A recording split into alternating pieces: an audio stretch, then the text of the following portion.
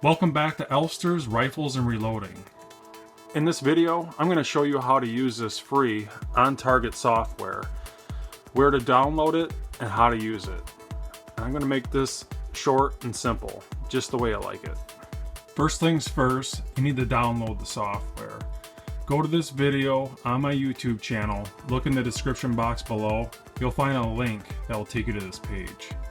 Now I understand, not everyone's computer savvy, and if you're not, grab a friend or family member that is, and have them help you out in this process. So I'm going to make this short and simple. First, once you get to this web page, once you click on the link below, click on this on-target v1.10 setup, last updated 4/30/08. Click save and install the software. Like I said, if you don't know how to do it, grab someone that knows. Now the software is installed, the icon's on your desktop. Let's snap a picture of your target so we can get it uploaded into the software. Next, take a picture of your target. Doesn't matter if it's a cell phone or a camera, just a couple things. Number one, it needs to be as close as possible and as clear as possible. Second, don't take it at an angle. Take it looking directly down at the target. Make sure it's well lit and it's not dim in the room. Now when you take your picture, you need a reference for measurement. Either put a quarter, which is actually 0.955 inches, or even better, a tape measure. Whichever reference you use, make sure it's dead center of the target. And one final note, try to get your groups as close as possible. If they're spread too far apart on your target, say like a humongous 2 foot by 2 foot target, your measurements are going to be way off. Okay, enough said. Let's take a picture of this target. Now, if you're not computer savvy, and I totally get that, grab someone that is, get a friend, get a family member, and have them help get that picture off your phone or your camera onto the same computer that has the software. Once the picture has been uploaded onto the same computer as the software, click on the on-target icon on your desktop to open up the software. It's going to pop up this window. I'm not sure why. Just click OK, and the software will start up. Click on the Open Image File button in the upper left-hand corner. Click on your target and hit open. Set your target distance. In this example is 100. And the hole size. This was a 223. Actual bullet size is 0.224. Now you need to set the reference.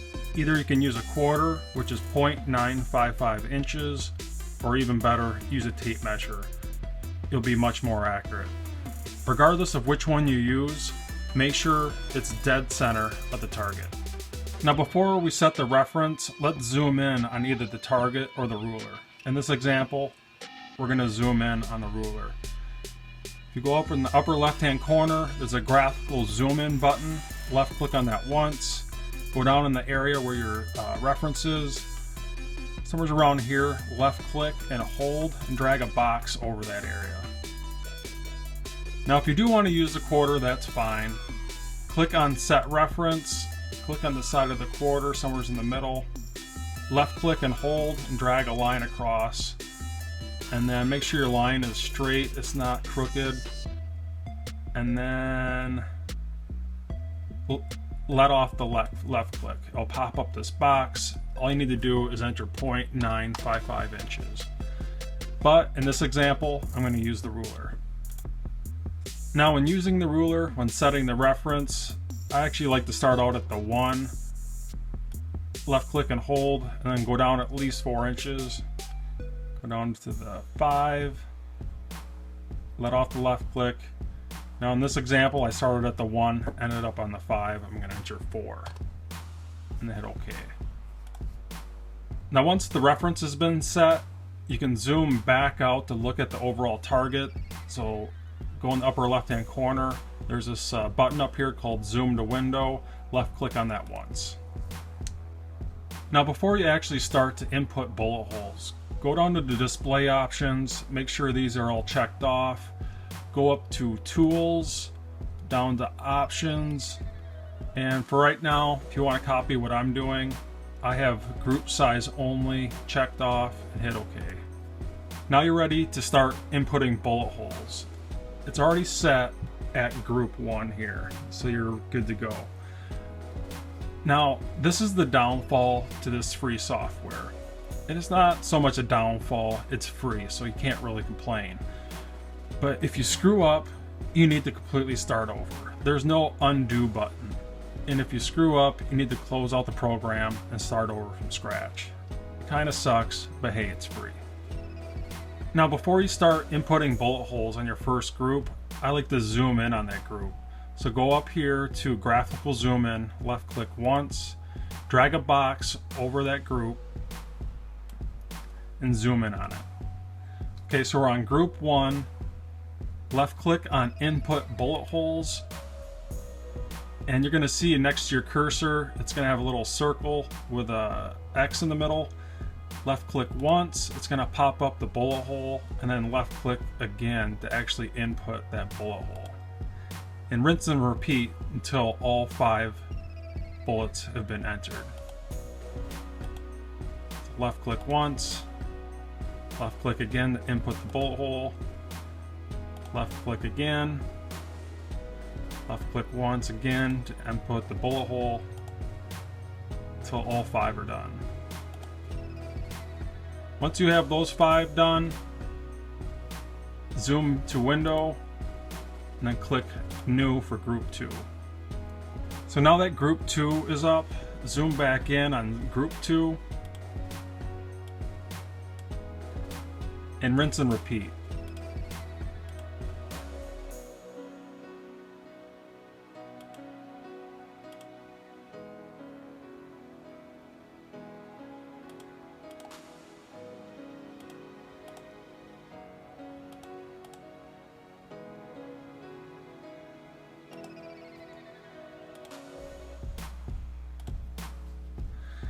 Now, I'm going to fast forward here a little bit.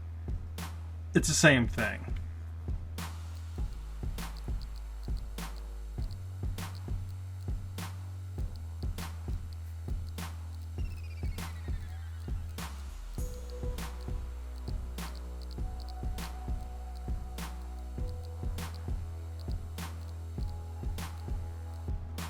You're done. Now, I really didn't take my time on doing all of these, but for tutorial purposes, I think this is fine. You know, if I was to really do this, especially on the 6x5 thread, I'd take my time. But in essence, that's all you need to do. To get a better view of the right side window, if you hover your cursor over this little area, you'll see it turns into a double arrow. You can drag this over to the left a little bit to get a better view of this. And to get the overall target info, if you click on the bottom right hand corner, there's a target info tab, and that will show the overall minutes of angle and inches max spread. Now, I'm not sure why this is, if it's a bug in the software, but really I guess I can't complain, it's free. Your individual measurement group sizes might not show up right away. So in order for those to pop up, what I found, if you click on the input bullet holes button again, they should pop up. But you know, I'm not going to complain. It's free. Now for the 6x5 closed group I run on Facebook, for what I like to do in order to take an image of this entire screen, if you look up, the snip tool on Windows, if you go down the search bar and just click punch in snip tool here, it should find it for you if it's not on your desktop already. Just click on the snip tool, click on new, and then go up in the upper left hand corner and left click and hold and drag off the entire screen, then let off the left click, and then save that image to your desktop. We'll call this target Z1, for example. So as you can see on the right hand side of my desktop, I have a Z target and the new target Z1 that I captured with a snip tool. I guess what I like to do for the closed 6x5 group is just highlight this area. So what I will do is right click on that and edit. I guess this is if you have Windows.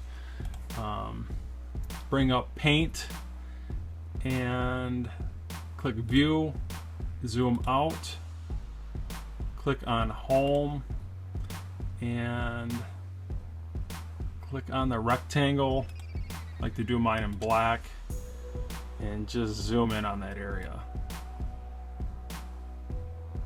with a box to make it crystal clear where people need to look for the group size for all 6 groups, and then hit save.